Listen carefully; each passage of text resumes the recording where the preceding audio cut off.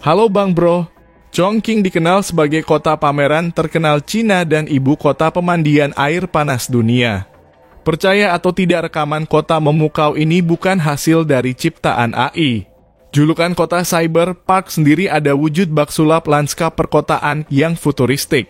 Gedung pencakar langit, lampu neon, dan papan reklame digital menjadi khas tersendiri dari kota yang populer dengan hotpot Cina. Meskipun kota ini telah menjadi pusat teknologi dan arsitektur, beberapa masalah sosial dan lingkungan mengintai di balik bayang-bayangnya. Chongqing, salah satu kota terbesar di barat daya Tiongkok, menghadapi tantangan besar dalam perjalanan menuju model pembangunan yang berkelanjutan. Selama 2 dekade terakhir, urbanisasi masif di kota ini telah menciptakan struktur perkotaan yang kurang efisien. Cadangan lahan strategis menyusut drastis akibat ekspansi lahan yang tidak terkendali, sementara kepadatan kota semakin bertambah. Jika pola ini terus berlanjut, cadangan lahan kota yang diperkirakan sekitar 800 km persegi akan habis dalam 20 tahun. Ditambah lagi urbanisasi padat ini memperburuk polusi udara dan air, mengancam kualitas hidup jutaan penduduknya. Di sisi lain, popularitas kota ini semakin eksis dengan jalan raya yang dibangun di atas gedung-gedung bertingkat tinggi, memungkinkan para pengemudi untuk melaju sambil menikmati pemandangan kota dari ketinggian.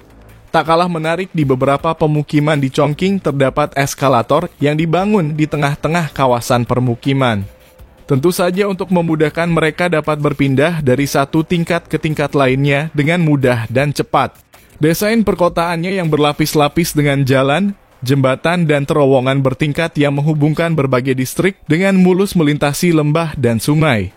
Di balik pesona ini, modernisasi kota sering mengorbankan penduduk berpenghasilan rendah. Penggusuran di kawasan lama memaksa banyak keluarga pindah ke permukiman yang kurang layak atau bahkan menjadi tunawisma. Selain itu, kesenjangan sosial semakin terlihat dengan maraknya aktivitas ilegal seperti penggunaan narkoba dan eksploitasi seksual yang sering terjadi di balik gemerlap kehidupan malam kota. Meskipun punya pesona unik, tetapi pesatnya arus modernisasi tidak lepas dari berbagai tantangan sosial. Pergeseran dari kehidupan pedesaan atau gaya hidup kota tradisional menuju lingkungan perkotaan yang serba canggih ternyata melahirkan tekanan psikologis. Generasi yang lebih tua dan para migran pedesaan sering merasa terasing dalam kota yang terus bergerak ini. Meskipun kota ini terlihat sangat besar, sebagian besar penduduknya sebenarnya tinggal di apartemen yang terkonsentrasi di area tertentu. Penduduk kota ini mayoritas tinggal di apartemen yang agak tinggi. Kota Chongqing terkenal dengan bangunan yang sangat besar, dengan perumahan yang berada tingkat atas dan kantor yang ada di tingkat bawah, yang seringkali menghalangi sinar matahari masuk ke area yang dinaungi oleh bangunan. Bangunan tinggi pencakar langit ini seperti kekurangan oksigen. Menariknya, Chongqing tidak memiliki area kumuh seperti yang ditemukan di kota besar lain. Sebagai gantinya, ada kawasan transisi yang disebut urban village atau desa dalam kota. Area ini biasanya dihuni oleh migran pedesaan yang datang mencari penghidupan lebih baik. Meski menawarkan hunian terjangkau, infrastruktur di kawasan ini seringkali belum memadai. Disinilah para migran bekerja keras di lokasi konstruksi, restoran, dan toko. Tetapi dengan gaji yang pas-pasan dan akses terbatas ke layanan sosial seperti asuransi kesehatan dan perumahan.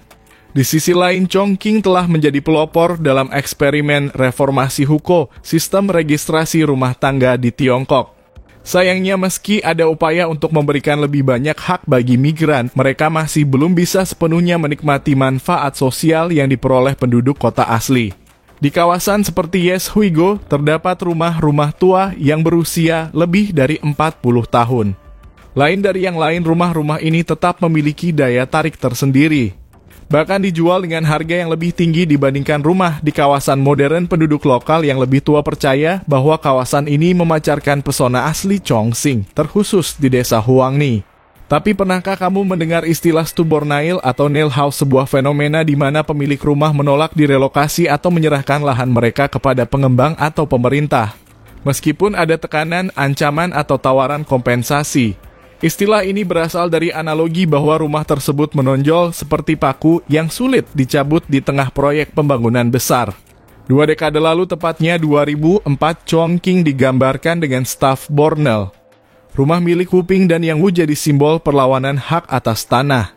Mereka menolak pindah meski seluruh area di sekitar rumah mereka telah diratakan untuk pembangunan pusat perbelanjaan. Rumah mereka akhirnya berdiri di atas gundukan tanah setinggi 17 meter di tengah proyek konstruksi besar. Mereka memasang bendera Tiongkok di rumah tersebut, mengadakan konferensi pers dan menuntut agar hak-hak properti warga dihormati.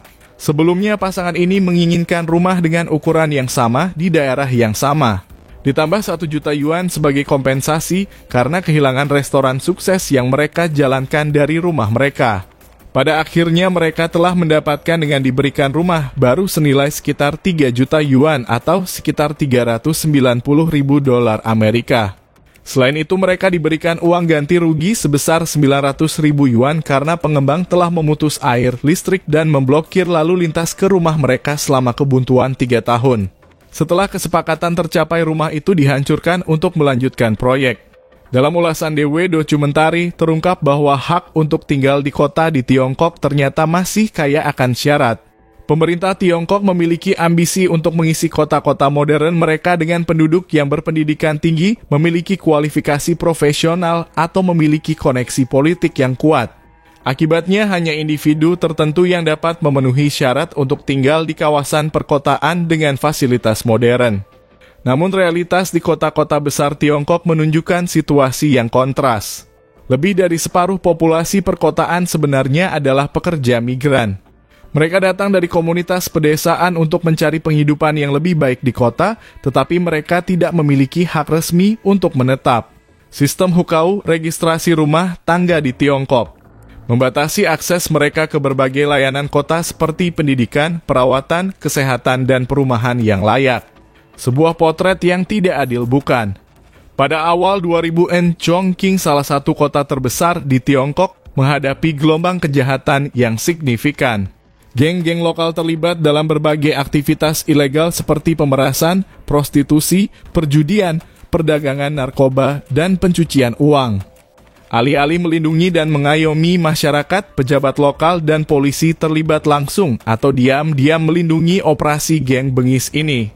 Pada tahun 2009, Bosilai, kepala Partai Komunitas, menyerukan kampanye besar-besaran untuk membasmi kejahatan terorganisir di Chongqing.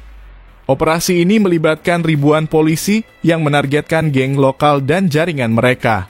Dalam waktu singkat, operasi ini berhasil menangkap lebih dari 4.700 orang, termasuk 19 tersangka bos kejahatan. Ratusan anggota Triad dan sejumlah pejabat polisi, pemerintah, dan partai komunis yang diduga korup.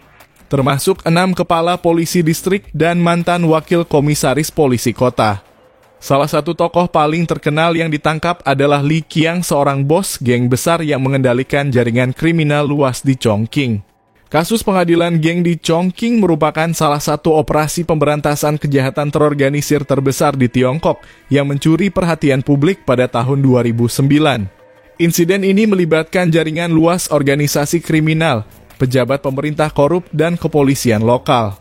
Persidangan kasus ini dimulai pada tahun 2009 dengan sorotan media besar-besaran. Sebagian besar terdakwa diadili pengadilan terbuka, meskipun beberapa kasus yang melibatkan pejabat tingkat tinggi diadakan secara tertutup. Chongqing menjadi salah satu dari 4 kota madya yang dikendalikan langsung di Tiongkok bersama Beijing, Shanghai, dan Tianjin. Dari situ Chongqing mulai sibuk dengan masalah khas perkotaan, yaitu polusi udara. Pada 2024, kualitas udara di kota ini masih masuk kategori moderat dengan AQI sekitar 55 hingga 75. Sayangnya angka ini masih 2,3 kali lebih tinggi dari standar tahunan WHO. Emisi industri berat, pembakaran batuara hingga peningkatan jumlah kendaraan menjadi salah satu faktor penyebabnya. Topografi kota ini menjadi salah satu tantangan terbesar karena dikelilingi pegunungan, udara yang tercemar cenderung terjebak dan sulit keluar. Polutan yang terperangkap di atmosfer ditambah dengan udara yang lembab dan tenang terutama saat musim dingin membuat kabut tebal atau smog sering terjadi. Fenomena ini tak cuma mengurangi jarak pandang tapi juga bikin polutan bertahan lebih lama di udara jadi makin sulit diatasi. Meskipun berhasil mengurangi polusi dari kendaraan pribadi, nyatanya transportasi umum menjadi faktor tambahan dari isu ini.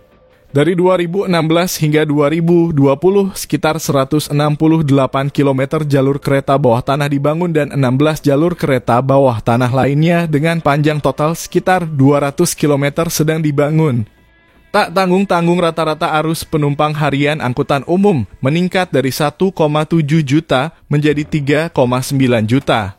Pangsa perjalanan transit kereta api di daerah perkotaan pusat meningkat dari 12,4% menjadi 18,1%.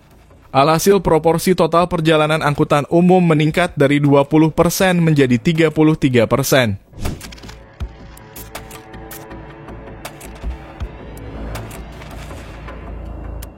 Nah Bang Bro, terima kasih sudah menonton video ini sampai selesai. Kita akan ketemu lagi di episode selanjutnya dengan topik yang akan berbeda dari ini. Untuk itu tetap dukung saluran ini dengan cara like, comment, subscribe. Dan jangan lupa juga untuk bagikan ke teman-teman kalian.